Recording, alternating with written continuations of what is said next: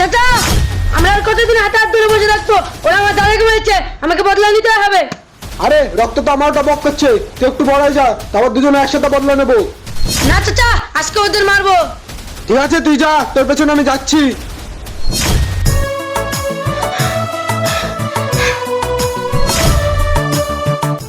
আরে বাবু, কে তুমি? স্যার, আমি কাশ্মীরের পেহেলগাম থেকে বেঁচে এসেছি, আমাকে প্লিজ ভিতরে ঢুকতে দিন।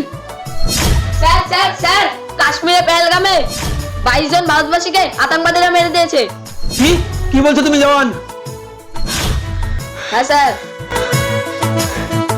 স্যার, আমি বলেছিলাম না পেহেলগামে অ্যাটাক হয়েছে। ঠিক আছে বাবু, তুমি আমাদের সাথে চলো। বাপ্পা, ওরা আমাদের 22 জনকে মেরে দিল, এটা একটা খুব দুঃখজনক ব্যাপার। স্যার, আপনি কষ্ট পাবেন না, এর বদলা আমরা নিয়েই ছাড়বো।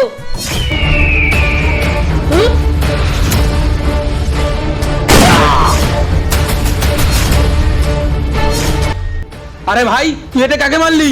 স্যার, ওটা আমার চাচা ছিল। স্যার, আপনাদের সাথে থেকে বুঝলাম একটা ইন্ডিয়ান আর্মির কত কষ্ট আর কত দায়িত্ব।